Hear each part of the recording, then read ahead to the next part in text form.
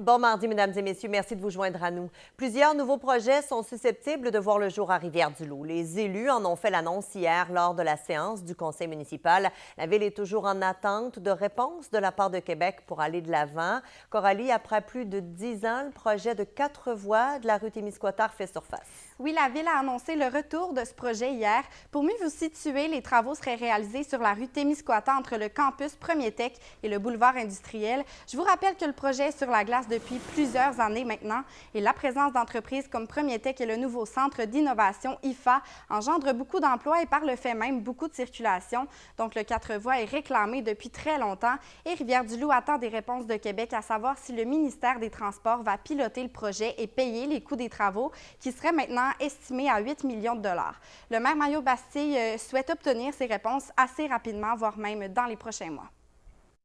Premier Tech, IFA, ce secteur-là, le plan, justement, le parc territorial, on veut le développer quand même. Ça va se développer rapidement, mais en même temps, il faut arriver puis que le 4 voies soit dans les cartons. Parce que si on agrandit ce secteur-là puis que le 4 voies n'est pas prévu, puis que il faut quand même que ça y aille rapidement.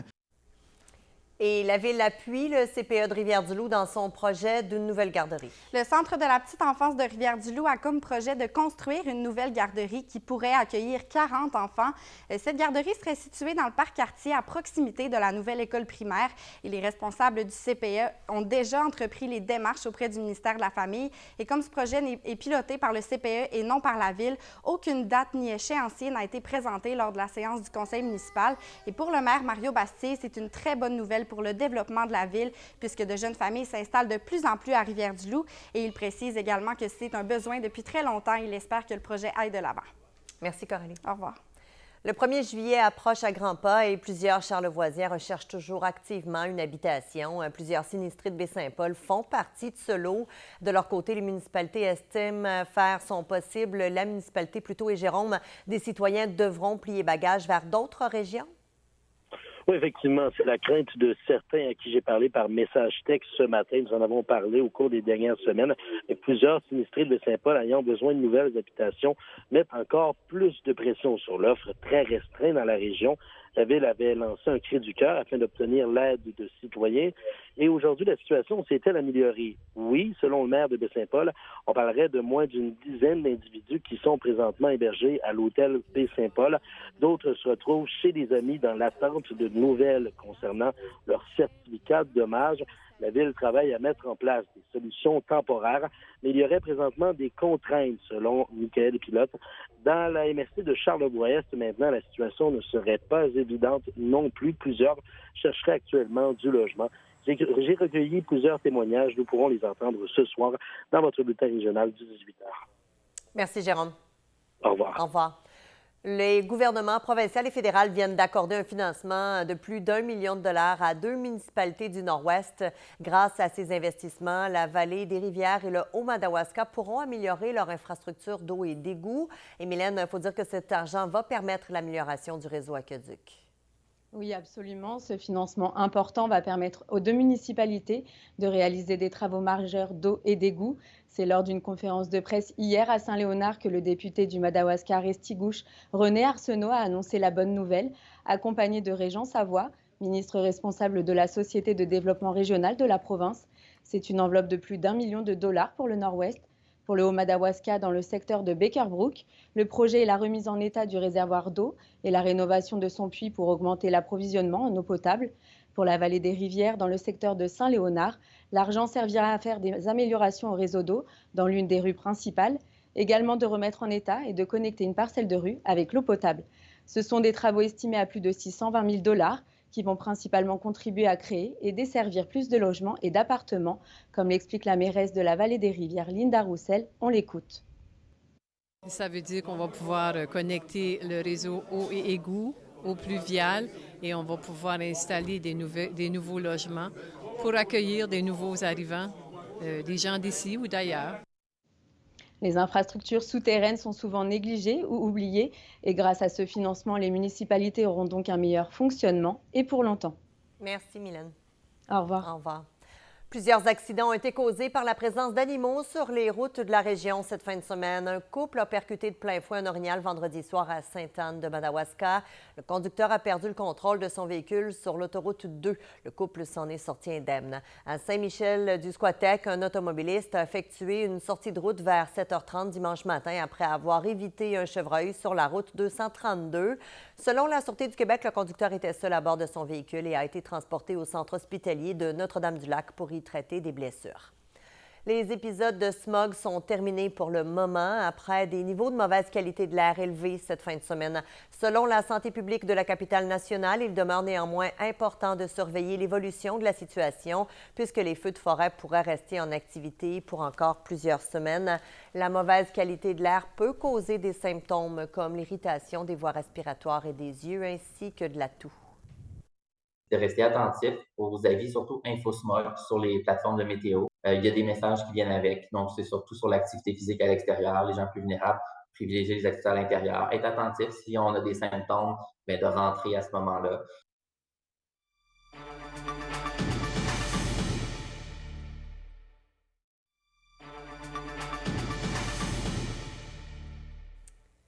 Un si petit mollusque, pourtant avoir de très grands impacts sur nos plans d'eau. La moule zébrée fait jaser depuis l'automne au Bas-Saint-Laurent, mais en Estrie, elle prolifère depuis plusieurs années déjà. Laurence Frappier.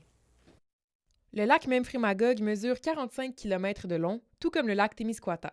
Et de la même manière, des populations adultes de moules zébrées ont été identifiées dans les deux plans d'eau. La différence, c'est qu'au lac Memphremagog, en Estrie, la découverte remonte à 2018. À partir de ce moment, la croissance des populations a été exponentielle. En 2021, par exemple, on en avait trouvé seulement une quarantaine sur la prise d'eau de Magog, là, sur le grillage à l'entrée. Et quand on est retourné en 2022, il y en avait plus de 10 000. L'organisme a pourtant agi rapidement à la suite de la découverte de l'envahisseur. Mais une fois qu'une colonie adulte est établie dans un plan d'eau, il est pratiquement impossible de la déloger. C'était déjà assez élevé quand on l'a découvert, donc les actions de contrôle n'ont finalement pas servi là, à limiter la propagation. On ne veut pas ça dans aucun plan d'eau. Si le mollusque continue de proliférer librement au lac Memphremagog, dans le lac voisin, on le garde sous contrôle. On est le seul lac au Québec qui est aux prises avec la moule à un moment assez tôt pour penser qu'on peut intervenir sur sa capacité de se reproduire. Dès que la moule zébrée a été identifiée dans la région, le lac Massawippi mettait en place un système de détection précoce. Il lui a permis de trouver une population encore jeune, 4 ans après le Memphremagog. Ce que moi, je conseille à tous les lacs du Québec, c'est de, oui, mettre en place ces petits substrats-là détecteurs. Un projet de contrôle ambitieux est en cours. Des plongées de retrait ont lieu de 3 à 4 fois par jour, presque quotidiennement. Des dizaines de milliers de moules seront retirées cet été. C'est la chose qui est particulière avec la moule zébrée, c'est qu'il n'y a pas d'autre manière de s'en débarrasser que d'aller la chercher là où elle est, puis de la retirer manuellement. Si Bleu Massawippi parvient à contrôler sa population de moules zébrées, les plongées de retrait devront se poursuivre, mais à moins grande fréquence. Hey, Laurence, vous nous parlez ce soir de la réglementation qui existe dans d'autres provinces. Oui, par exemple, plusieurs provinces ont des stations d'inspection en bordure d'autoroute qui sont obligatoires pour tous les véhicules qui transportent une embarcation. Les organismes de protection des lacs Memphremagog et Massawippi pensent que c'est la prise d'action concrète comme celle-là qui permettrait de lutter efficacement contre la moule zébrée. Je vous donne tous les détails ce soir dans le bulletin 18h. Merci. À ce soir. Les sports vous sont présentés par Grand Portage Nissan. Démarrez l'aventure en Rogue 2023.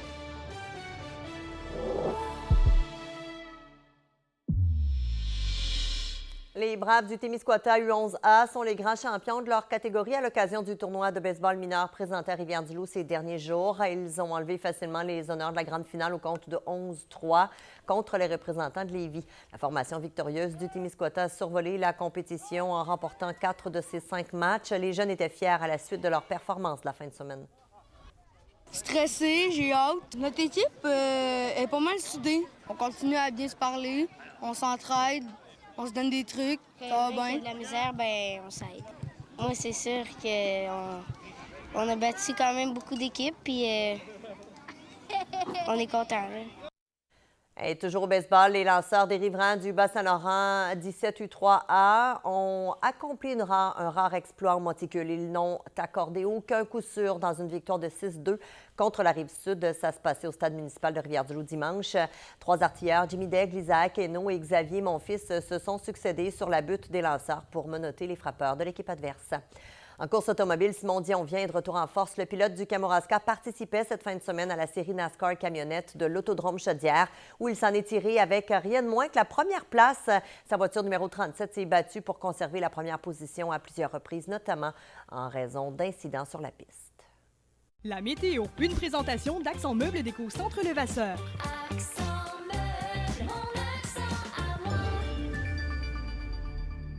Francis, sur nos secteurs, là, personne n'est épargné par la pluie. On devra faire avec dans les prochaines heures. Voilà, Cindy. À ceux qui avaient du retard dans leurs tâches ménagères, c'est le temps idéal de le faire avec les précipitations qu'on prévoit. Le côté positif, c'est bon pour hydrater la nature. La dépression en provenance des Grands Lacs est assez colosse et chargée en intensité. Elle est bel et bien installée là, sur nos secteurs. Elle va être active cet après-midi avec des averses. Vous la voyez, cette dépression. Donc, une hauteur de 10 mm. Donc, sur Rivière-du-Loup, Lillet, Saint-Jean-Port-Joli, là, vous ne serez pas épargnés. Mais la hauteur sera un peu moins significative. Sur Edmundston, le même scénario, mais on pourrait entendre gronder le ciel cet après-midi avec un risque d'orage. On ajoute à ça des ressentis avec l'humidex et des mercures aujourd'hui qui se situent entre 15 et 23 degrés. Maintenant, ce soir, Rivière-du-Loup, Lillet seront sous les averses, sur Charlevoix aussi avec de 5 à 10 mm, alors que sur Edmundston, on ajoute aux averses un risque d'orage pour vous sur votre secteur. Il pourrait y avoir aussi la formation de nappes de brouillard, des mercures qui se situent quand même au-dessus des tendances un peu partout, entre 15 et jusqu'à 20 degrés. Maintenant, demain, le milieu de la semaine sera encore pluvieux. Des averses toujours au menu, là, soit du côté nord du fleuve, côté sud, comme sur Rivière-du-Loup, au KRTB et sur Edmundston. Par ailleurs, il y a un risque d'orage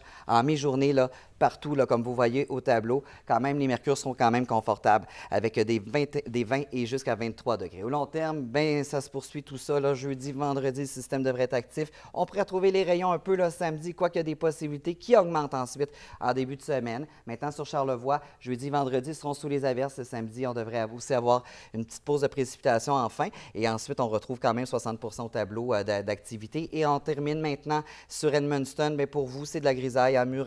Petite journée de congé samedi là, sous la grisaille, mais sinon, le système devrait être actif. Merci, Francis. Bon après-midi. À vous également. Alors voilà, c'est complet. On vous souhaite également à la maison de passer un bel après-midi. On vous retrouve à 18h pour d'autres nouvelles sur vos régions. Soyez là. Au revoir.